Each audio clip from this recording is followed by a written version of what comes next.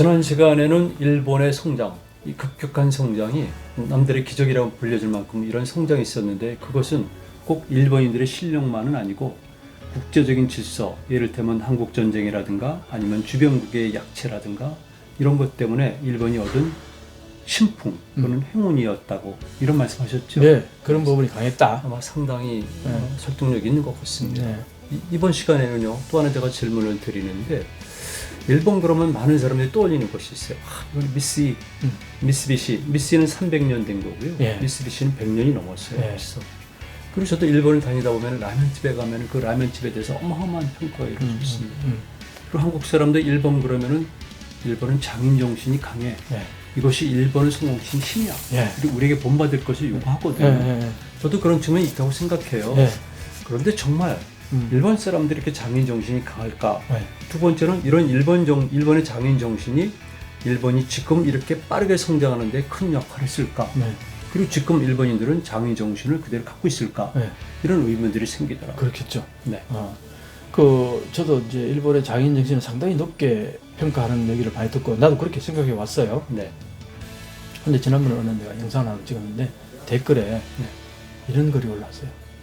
일본의 장인 정신? 웃기는 소리 하지 마라. 네. 장인 정신이라는 게 뭐냐? 한 가지를 계속 한다는 거 아니냐? 거기서 기술이 자꾸 축적된다는 거 아니냐? 네.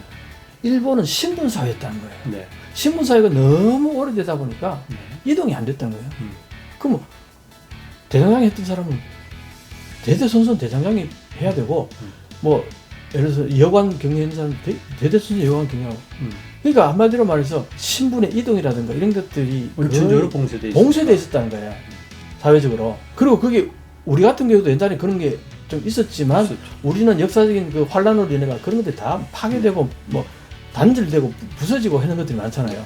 근데 일본은 아직도 이어지고 있다는 거예요. 그런 게. 네. 아까 말씀하셨잖아요. 300년 된 기업. 네. 일본의 중소기업이 100년 이상 된 기업들이 3만 개 가까이 된다는 거예요. 3만 개 이상. 엄청나죠? 네. 우리나라 100년 넘는 게 몇 개 없을 거예요. 네. 그런 거 보면은 일본은 이 장인 정신이라는 게 오랫동안 계속 하는 거 똑같은 걸 해온 그 속에서 개선이 이루어지는 거예요. 가이젠이에요. 가이젠. 일본말로. 네. 일본말 가이젠이 옥스퍼드 영어 사전에 등록이 돼 있어요. 등록이 돼 있구나. 가이젠. 개선이죠. 한국 요즘 오빠 뭐 이거 다 그렇죠. 김치 이거 다 등록돼 있잖아요. 네. 빨리빨리. 그거하고 똑같은 거죠.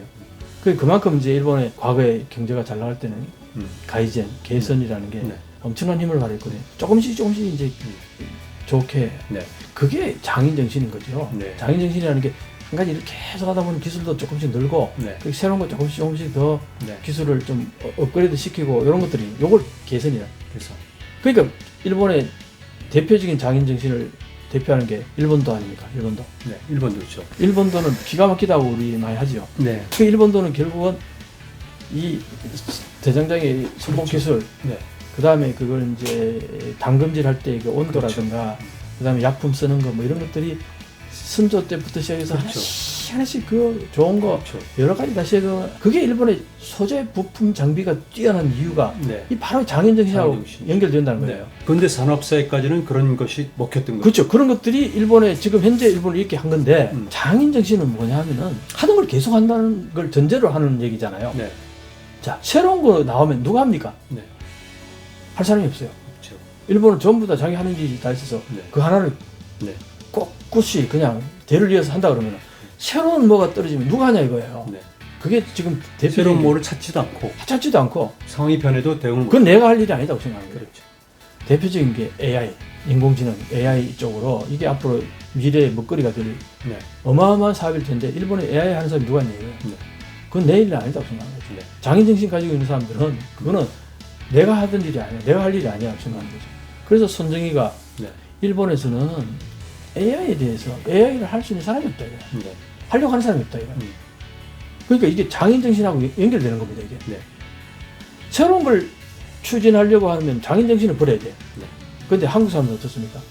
이런 얘기를 참 많이 하는데 일본에서는 라면집, 부모님이 라면집 해가지고 거기서 자식을 교육시켜야 동경대 법대를 보내놨다.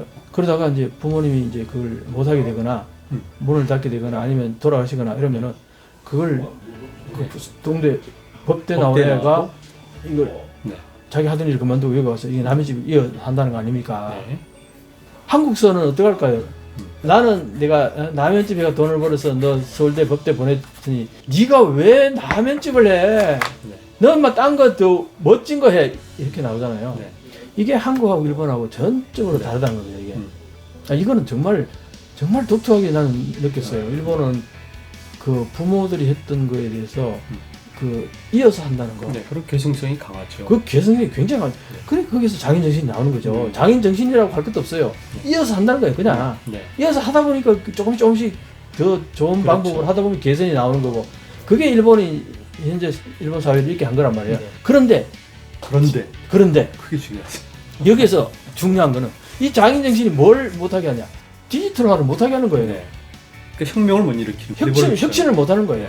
대표적인 예를 하나, 마이마이라 그랬죠. 마이마이. 네. 그게 일본이 그 전자제품을 상징하듯이 네. 그 일본의 그 버블 경제 때 엄청나게 잘 나갈 때 항상 나오는 얘기가 그 마이마이 네. 그 얘기거든요. 네. 근데 그게 되게 그걸로 전 세계에 히트 쳤는데 거기에서 멈춰버린 거죠. 그래서 그 다음에 뭐가 나왔습니까? MP3가 나오니까 순식간에 사라져 버렸잖아요. 네. 그러니까 MP3를 만드는 그 기술보다는 떨어지는 기술이라는 거예요. 네. 네. 거기서 발전을 못하는 겁니다. 일본은 그 기계적인 거 거기서 조금 더 규모를 작게 하고 아기자기 하고 정치하게 하고 세밀하게 하고 하는 건 기가 막히게 잘해요. 네. 그 능력이 뛰어납니다. 근데 거기에서 확 새로운 걸 만드는 혁신을 못하는 거예요. 모험성, 독립성 이런 것도 부족하고 그런 게 많이 부족한 거죠. 네. 예를 하나 들면 이거예요. 제가 일본에 가보면은 처음에 그 갔을 때 신칸센이라든가 철도가 아주 잘 돼 있었잖아요. 네. 복잡하면서도 막 굉장히 그 발달되어 있는 것 같은. 그런데 어느 날 한국에 와보니까 서울역에 들어가서 보면 KTX를 타는데 개찰구가 없더라고요. 네. 그럼 뻥 뚫려가지고 사람들이 아무나 들락날락 들락날락. 일본에는 개찰하는 요원들이 막 30명씩 그럼 있어가지고 함부로 아무도 못 들어가죠. 네. 그 티켓을 탁 넣어야지 그 탁 뽑고 나오는 거 아닙니까? 네. 그리고 KTX 타면은 의자에 앉아 있으면은 영무원이 지나가면서 이걸로 찍어주죠. 다 찍잖아요. 지금도 그렇습니까? 지금도 해요. 네. 그것도 티켓이 한 장도 아니에요. 신칸센은 2장, 3장입니다. 두꺼운 걸. 네. 그걸 찍고 있어요. 네. 그런데 한국은 어떠냐? 쭉 들어가가지고 좌석 번호에 맞춰 거기 앉아 있으면 아무도 안 봐요. 네. 내릴 때도 그냥 나가면 아무도 안 봐요. 네. 그런데 일본에서 그 산업 시찰단이 한번 왔답니다. 네. 한국의 그 KTX 개찰구 어떻게 하는가 하고 보러 온 거죠. 없잖아요. 네. 기가 막히다. 그랬는데 뭐랬는지 알아요? 일본에서 그 디지털로 굉장히 활발하게 활동하는 한국인 염종순 박사라고 있어요. 네. 내가 그분이 글을 여러 개 이제 보고 해서 참고를 많이 했는데 네. 그분이 그 시찰단에 인솔자라고 온 거예요. 네. 그 사람이 이렇게 보여주면서 한국 좀 배워야 되지 않겠나. 그런데 한 얘기가요. 절대 일본 가서 이 얘기 하지 마라고. 시스템 얘기 하지 마라고. 왜 그런지 알아요? 그래서 그 개찰구 기계를 전부 없애버리면은 노조? 그 밑에 먹고 사는 그렇죠. 이거 개찰구 하나가요. 그렇죠. 1억이네. 1억. 그 하나가. 네. 그런 게 전국에 얼마나 있겠어요? 네. 어마어마하게 많겠죠. 그거 한꺼번에 다 드러낸다 해보세요. 그렇죠. 거기에 딸려있는 그 수많은 기업들이 그냥 이제 도산하는 거죠. 그러니까 못하는 거예요. 근데 우리는 어떻게 합니까? 우리는 왜 그렇게 했을까요? 네. 우리는 그렇게 하고 네. 도산하는 경우도 받아들여요. 네. 그리고 그 사람이 딴 데 가서 취직하고 네. 이렇게 이게 소위 말해 기업이라는 게 네. 상호 순환 되겠죠. 선순환, 혈액순환 네. 이런 게 돌아야 되는데 일본은 그게 안 되는 거예요.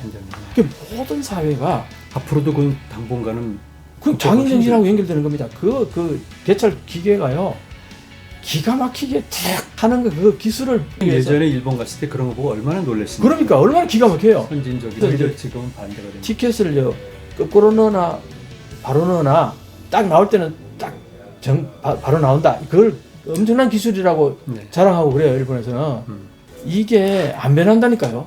일본에 그거 한국에 와서 보고도 좋은 거 알면서도 안 고쳐요. 네. 왜 안 고치느냐? 그거는요 리더십이 있어야 돼요. 그렇죠. 확 뜯어 고칠 수 있는 리더십이 있어야 되는데 그게 없는 거예요. 일본에. 그렇죠. 그 과감함이 없는 거예요. 네. 왜 없냐? 모든 기업이 리더가 결정하는 게 아니고 그 위원회 비슷한 게 뭐 10몇 명이 모여가지고 다 의견 다 듣고 그러다 보면은 그 중에서 이건 안 됩니다. 그렇게 하면요. 거긴 그 딸린 식구들 다 굶어 죽습니다. 네. 그러면은 그 강하게 무시하고 못 밀어붙여요. 그렇죠. 특히 일본 사회에서. 네, 일본 사회에서. 그러니까 결국 뭐 없었던 일도 되고 그냥 이대로 가자. 이렇게 되는 거예요. 그러니까 사회 자체가 거기에서 오는 그 소위 말하는 비생산성, 쓸데없는 그 낭비. 그 종이들 그 쓸데없는 낭비잖아요. 그다음에 그 인력들 물론 뭐 고용하고 연결되지만 필요 없는 고용은 딴 데다 그럼요. 쓰면 되잖아요. 그럼요. 더 생산적인 그렇게 데다가. 만들고 그걸 없애면 되는데 안 없앤다는 거예요. 이게 예를 든 것이 전 영역에 다 이렇다는 겁니다. 일본 사회는 늘 그래왔는데요. 심지어는 명주유신마저도 네. 유신이라는 단어에서 보듯이 네. 우리가 생각했던 레볼루션은 아니거든요. 그렇죠. 아니죠. 그러니까 우리처럼 차라리 전면적 변혁은 여러 번 시도했는데 실패한 경우도 있고 일본은 그런 것들은 없으니까 앞으로도 당분간은 일본은 이렇게 전면적 개혁 아니면 리볼루션은 없겠죠. 없죠. 그러니까 일본은 그 DNA에 개선은 있는데 혁신은 없는 거죠. 그게 장인 정신하고 밀접하게 연결된다는 겁니다.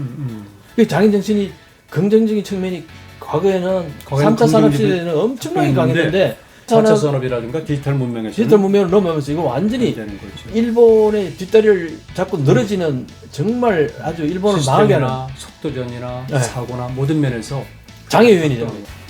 오늘 정말 그 재밌는 얘기 들었던 것 같습니다. 일본이 발전하는데 한국 사람들이 크게 오해한 게 많이 있는데 예. 그 중에서도 장인 정신이었거든요. 예. 저도 장인 정신을 높이 평가하고 때로는 왜 우리는 이런 장인 정신이 없었을까 많이 그렇게 그랬죠. 생각했었는데 이제 세월이 지나고 새로운 시대가 되니까 네. 오히려 장인 정신이 일본의 발목을 잡고 그렇지 못한 성질이 급하기도 하고 때로는 오만하기도 하고 경쟁의식도 강하고 또는 대충대충 흐르는 한국인의 이런 정서나 습관이 4차 산업에서 오히려 유리한 거죠. 그렇죠. 이런 논리라면 한국이 일본을 따라잡거나 역전시킬 수 있는 가능성은 점점 높아지는 거네요. 제가 그런 것들 하나하나 말씀드리면요. 네. 한국이 일본을 능가하는 거는 시간 문제예요. 네, 알겠습니다. 모든 요소들을 보고 있으면은 네. 무슨 한국이 일본을 따라잡아 그런 캐캐묵은 얘기는 제발 좀 이제 그만했으면 좋겠어요. 네, 알겠습니다. 그러면 오늘 이 정도로 마치고요. 네. 다음 시간에 새로운 주제로 이명철 박사님을 만나겠습니다.